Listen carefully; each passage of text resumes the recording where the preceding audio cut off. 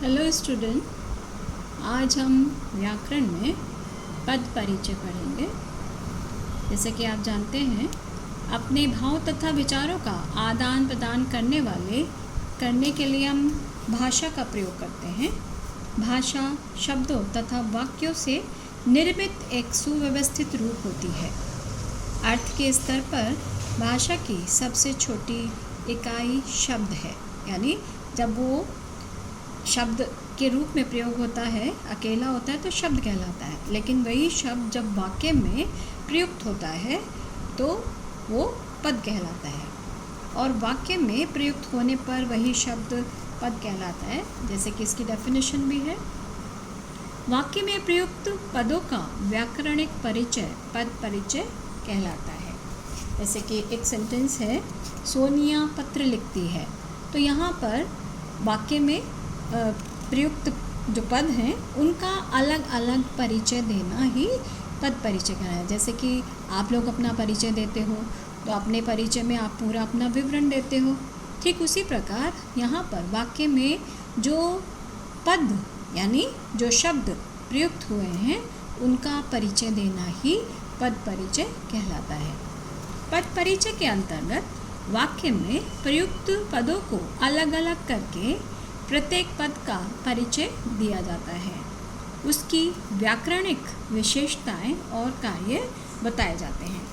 अब जब हम पद परिचय देते हैं तो आपको किन किन बातों का ध्यान रखना होगा उसके विषय में पढ़ते हैं। पद परिचय देते समय इन 4 सोपानों का ध्यान रखना होगा। आपको ये 4 निम्नलिखित बातें हैं जिनको आपको याद रखना है। प्रत्येक पद को अलग अलग करना, यानी एक सेंटेंस है, वैसे तो आपको रेखांकित किए हुए शब्द का परिचय देना होगा, यानी वाक्य दे दिया जाएगा, उसमें अंडरलाइन वर्ड्स होंगे, उनका परिचय दिया जाएगा आपको। लेकिन आपको इसमें पूरी ग्रामर आ जाती है आपके पद परिचय में, तो उन सब का ज्ञान होना आवश्यक है। प्रत्येक पद का प्रकार तथा भेद उपभेद बताना, यानी जो शब्द होंगे उनका एक तो सबसे पहले आपको मुख्य प्रकार बताना होता है, और मुख्य प्रकार के साथ साथ भी जो उसका उपभेद होता है वो आपको बताना होता है। वाक्य में उसका दूसरे पदों के साथ संबंध बताना, यानी जो उस वाक्य में अन्य जो शब्द प्रयुक्त हुए हैं, अन्य जो पद प्रयुक्त है, उनके साथ उसका क्या संबंध है ये बताना होता है। वाक्य में उसका कार्य क्या है ये बताना होता है। ठीक है, तो ये 4 मुख्य बातें हैं जो कि आपको याद रखनी है। फिर है, वाक्य में प्रयुक्त पदों का परिचय निम्नलिखित बातों को ध्यान में रखकर दिया जाता है। जैसे आपने सबसे पहले हम ले रहे हैं संज्ञा, सर्वनाम, विशेषण, क्रिया, क्रिया विशेषण, समुच्चय बोधक, संबंध बोधक, विस्मय आदि बोधक। तो ये टोटल आपकी पूरी ग्रामर इसमें आ जाती है। आज हम संज्ञा और सर्वनाम करेंगे। ठीक है, संज्ञा के 3 भेद होते हैं, ये तो आपको पता है। कौन सी संज्ञा? जातिवाचक संज्ञा, व्यक्तिवाचक संज्ञा और भाववाचक संज्ञा। ये सबको पता है कि संज्ञा किसे कहते हैं। संज्ञा किसी व्यक्ति, वस्तु, स्थान के नाम को कहते हैं। जब हम परिचय दे रहे होते हैं तो जो संज्ञा शब्द है उसका अन्य जो शब्दों में, अन्य वाक्य में जो अन्य शब्द हैं, अन्य पद हैं, उसके साथ क्या संबंध है, वह लिंग क्या है, उसका वचन क्या है, कारक क्या है, क्रिया के साथ उसका क्या संबंध है। तो ये सारे पॉइंट्स होते हैं। एग्ज़ाम में आपको लिखने के लिए 4 पॉइंट आपको आते हैं। कम से कम आप 4, एक पद के विषय में 4 आपको देना होता है। जैसे मुख्य प्रकार आपने दे दिया, उसका उपभेद दे दिया, और जो संज्ञा शब्द है उसका लिंग क्या है, वह उसका वचन क्या है, और उस वाक्य में कारक क्या है, और क्रिया के साथ उसका क्या संबंध है। तो इस तरह से आपको परिचय देना होगा। जैसे एग्जाम्पल मैं दे रही हूँ, सोनिया पत्र लिखती है, ये एग्जाम्पल है आपका। सोनिया क्या है यहाँ पर? व्यक्तिवाचक संज्ञा है, और क्या है? लिखती है।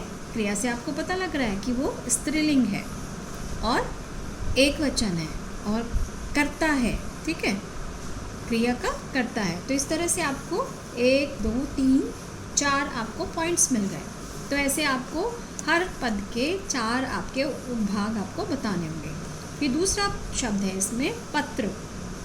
पत्र क्या है? जातिवाचक संज्ञा है, पुल्लिंग है, एक वचन है और कर्मकारक है, क्योंकि कर्ता के द्वारा क्या कार्य किया जा रहा है? पत्र लिखने का, तो इसलिए कर्मकारक हो गया और क्रिया का कर्म हो गया। तो इस तरह से आपको 4 आपने उसके भाग छांट दिया आपके। अब है क्रिया। लिखती है, आपकी क्रिया है लिखती है।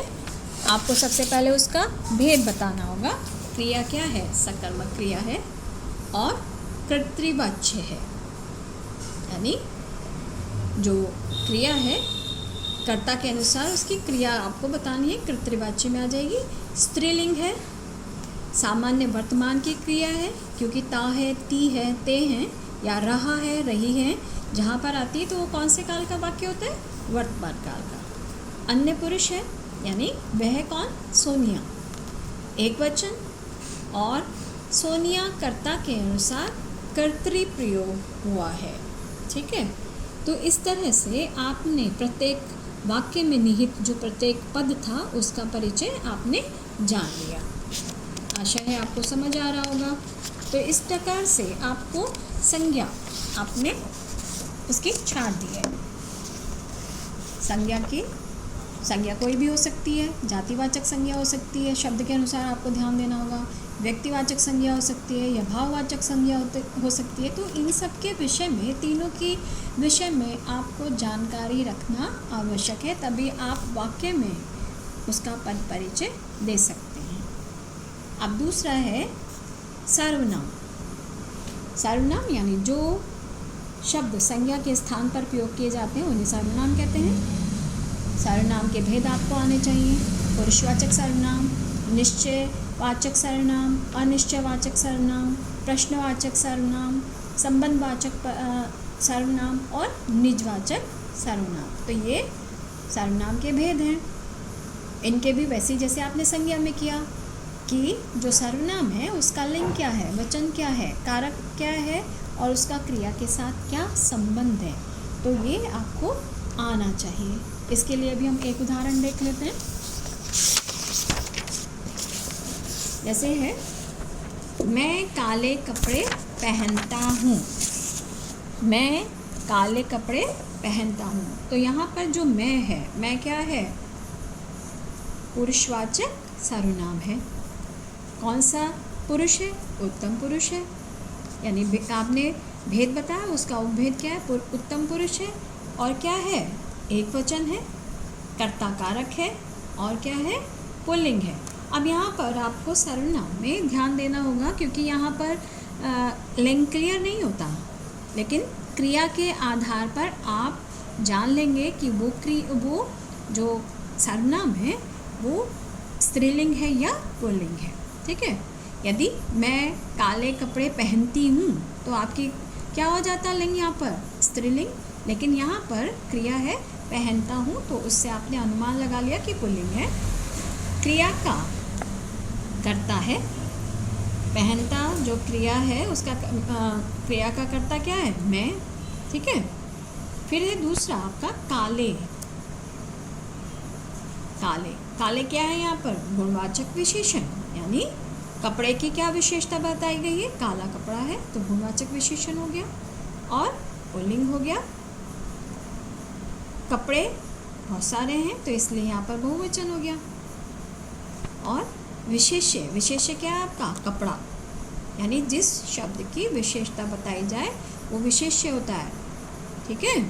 तो यहाँ पर विशेष्य क्या हो गया? कपड़ा। तो इस तरह से आपने फाइंड आउट कर लिया उसके प्रकार। अब है क्रिया, पहनता हूँ। यहाँ पर क्रिया क्या है? सकर्मक क्रिया है, वर्तमान काल है, ता है, ती है, उससे आपने अनुमान लगा लिया।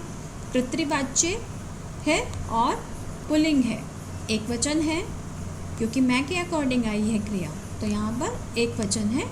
और कर्ता जो क्या है? मैं की क्रिया है। ठीक है, तो इस तरह से आपको ये वाक्य में जितने भी पद हैं उनका परिचय आपको आना चाहिए। ठीक है, मैं फिर से दोहरा रही हूँ, आपको 4 बातों का ध्यान रखना है। जो मुख्य भेद है और उसका भेद है, वाक्य में उसका अन्य पदों से क्या संबंध है, लिंग कौन सा है, वचन कौन सा है और क्रिया के साथ उसका क्या संबंध है, तो ये आपको आना चाहिए। आज सिर्फ हम 2 ही करेंगे क्योंकि पूरी ग्रामर इसके अंतर्गत आती है, बाकी के हम धीरे धीरे कंप्लीट करेंगे ताकि आपको हर चीज़ स्पष्ट रूप से आपको जानकारी हो जाए। आज हम यहीं पर विराम लेते हैं। धन्यवाद।